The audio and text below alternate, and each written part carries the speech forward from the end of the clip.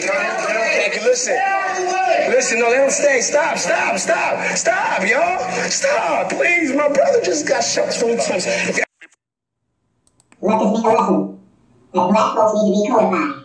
We've got to stop killing, not dancing, book making, or cornbread. Republicans in Congress are only willing to use their full arsenal of constitutional weapons to attack Hillary Clinton or protect Donald Trump. Neither the Oversight Committee nor the Judiciary Committee has issued a single subpoena to investigate President Donald Trump on any other topic related to his administration, including the key moral and ethical issue of today, which is the president's new policy to separate children from their families. And so I ask the question, and it is a simple question: are we really going to sit here, 70 members of the Congress of the United States of America, in 2018, and have a hearing that just repeats the hearings the Senate had yesterday on Hillary Clinton's emails? We sent letter after letter, asking these committees to investigate the Trump administration's policy, which is now resulting in child internment camps. That's what I said, child internment camps. But we have gotten no response. Look, even if you believe people entered our country illegally, even if you believe they have no valid asylum claims in their own country, even if you believe immigration should be halted entirely, we all should be able to agree that in the United States of America, we will not intentionally separate children from their parents. We will not do that. We are better than that. We are so much better. We should be able to agree that we will not. Let this be a lesson that black folks need to be codified. We've got to stop killing, not dancing, book making, or cornbread. Keep kids in child internment camps indefinitely and hidden away from public view. What country is that? We will make America great again. This is the United States of America. We will make America great again. We now have reports that parents are being deported, but the Trump administration is keeping their children here. 2018 in America. Now, I have something to say. Wouldn't it be great if our so-called black politicians and leaders would have the same damn passion for issues that affect black people the way they have this passion when it comes to the DACA issue in this country, when it comes to the issue of immigrants, such as the kids that are being put in some sort of concentration camp, as Elijah McCummings, he's a Congress member up there, one of the Negroes that's a member of the Black Do Nothing Caucus. Wouldn't it be nice if the Black Caucus and all these black representatives, who, by the way, work for us, black people, we do not work for them, but yet they have done nothing for us. The question is, what are we getting for our votes? Because I haven't seen many of the black politicians be this frantic, this upset over an issue related to black people, particularly black men being killed in this country. When have we seen black elected officials or any goddamn officials get up in any chambers across this country with the passion that Congressman Elijah McCummings just displayed in this video? I find it appalling that our black politicians have not stand up, to be counted when black folks are catching hell in this country. Now, you've got black men that have been killed. I believe, no, I don't believe, because I did a video about it. You got to go check it out, about how you have Latino gangs. There's no black and brown coalition. That's a lie, folks. You have Latino gangs that have been given a green light by the Mexican mafia to kill black people in the LA, Los Angeles, LA area. They're doing bomb fires on black people, throwing Monty cocktails into their housing project areas where they live because they want the territory for drug control, for territory control. I haven't seen one black politician stand up in Congress and make this sort of a passionate speech that Elijah McCummon made. Now, he was crying, he was sniffling, he was cooking and cornbreading. As I said before, we got to... that black folks need to be codified. We've got to stop cooning, love dancing, book making, and cornbread. That's damn right. I'm so sick of it. This is the information man, and I am very sick of it. We have not seen black elected politicians that we have busted our ass to get in office across this country, no matter whether you live in the East Coast, the West Coast, the South, the Midwest.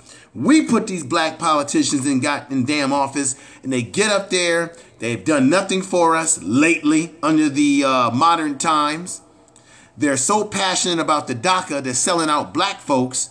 Obama, when he was in office, what did we get out of his presidency for black folks? What a black agenda was put forth. When black people complained and said, hey, we want something done for us, Obama told us in some speeches that I've heard personally, stop whining. Okay? Black folks, are you listening to me? Wake up, my kind of folks. They did nothing for us. The question I would ask, what has the Black Caucus done for the black community as of lately? Not what they did in yesteryears, what have you done for us lately? For that matter, what has the black politicians done for us? Now, I know black people, we have had black mayors across this country. Baltimore has had black mayors, okay? San Francisco had a black mayor. Now they got another black mayor, a sister who just got in office in San Francisco, California.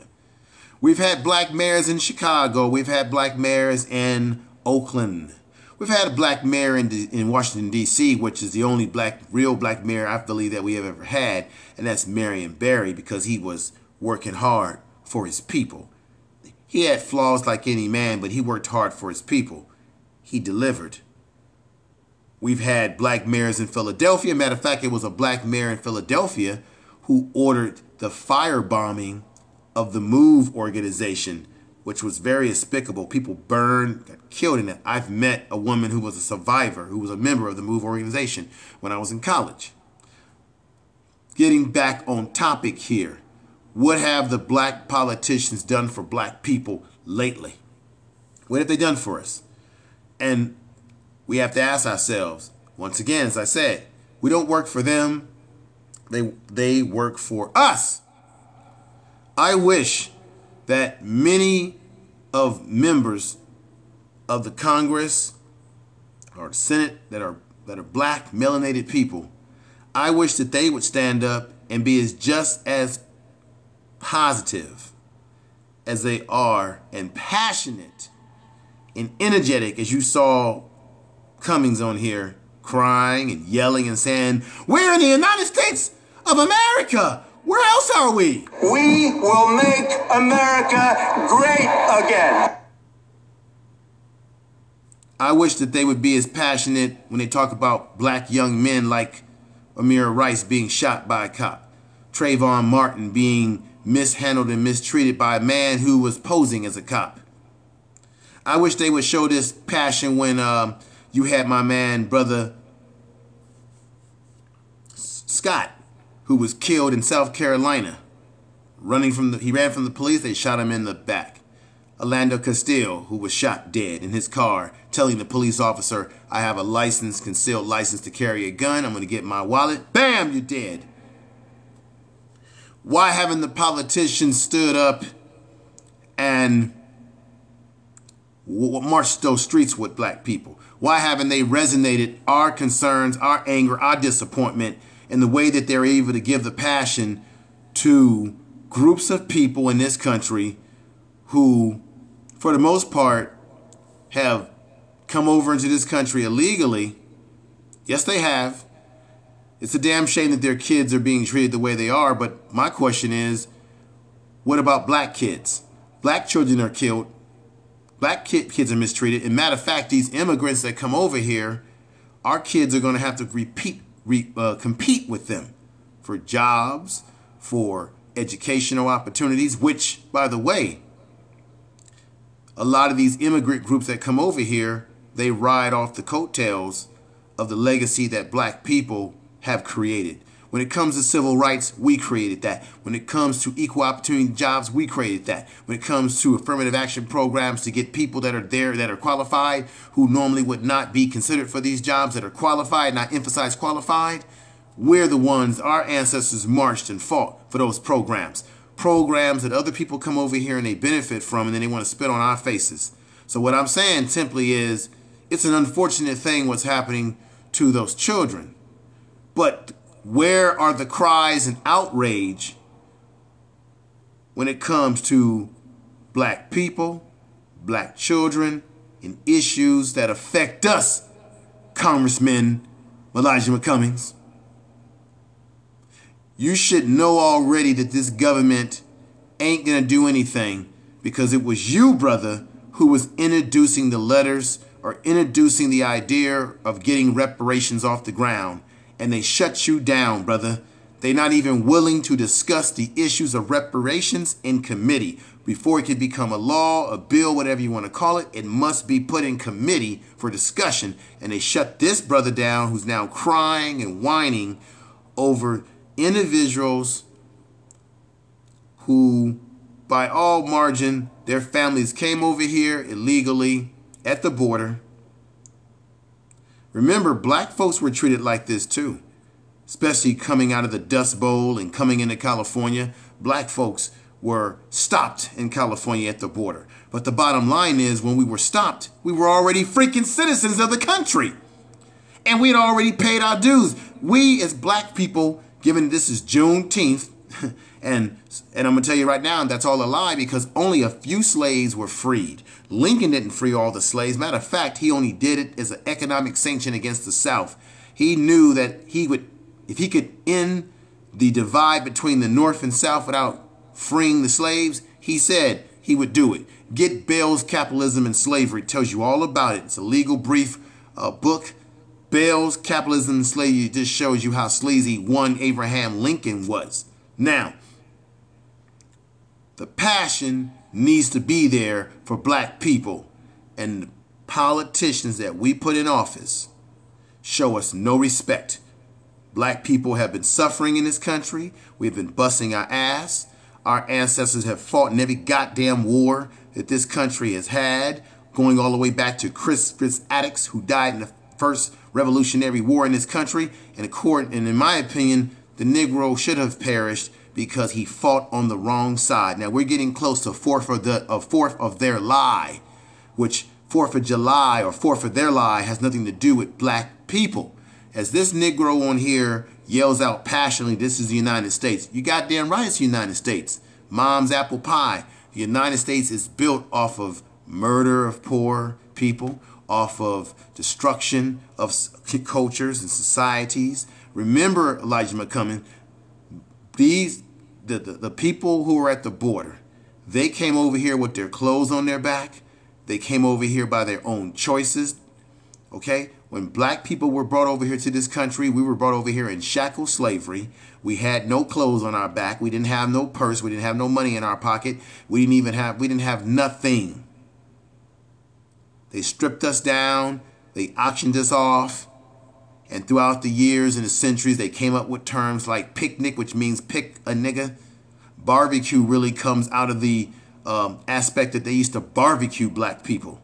And then cannibalism took place after that. These are the things that have happened to us.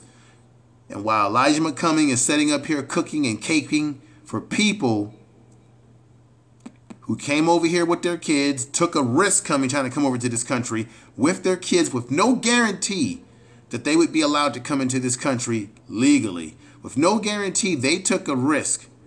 And it's unfortunate that one, Donald Trump, being the racist that he is treating them this way.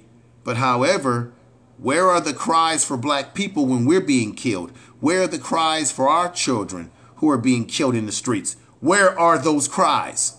You don't hear them. You hear black people making these cries, but you don't even see our own black politicians dispassionate as Elijah McCumming is. Now, I've been listening to news all this week, and all I keep hearing is the passion of black people getting on CNN, MSNBC's, arguing the whole DACA issue, arguing what's happening across the border right now with those kids being put in camps. Or look, when they brought black people over here, they stuffed us in boats like sardines. They gave us no accommodation. We had no running water. We had no clothes on our back. We were whipped, abused. And they say that the kids were separated from their parents. And that's an unfortunate situation. No child should be removed from their parents. But let me give you some little history here. When black folks came to this country and we were brought and sold onto plantations, the so-called slave master would sell off members of our family to other neighboring plantation owners. Hell, there were times when black women gave birth and the child was ripped out of their arms and sold into slavery to some other slave master to be put into shackle slavery and a life of slavery. This is what has happened to black people. This is the kind of hell that we have experienced, our ancestors. Have these so-called black politicians forgotten this? So this is a wake-up call, and I'm going to hit the bell to all Negro black politicians who have been misleading us. Wake the hell up. Have the same passion you have for this particular issue for when black people are catching hell, who, by the way, happen to actually be citizens of this country. And our children are citizens of this country, and you guys don't show this much passion for us. And we paying goddamn taxes.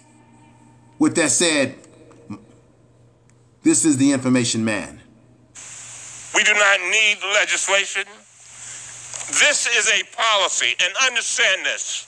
This was a policy invented, implemented, and executed by President Donald Trump.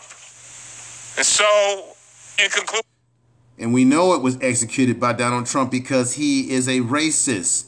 His father was arrested at a 1922 Klan rally fighting against the police in New York. Donald Trump's father engaged in housing discrimination.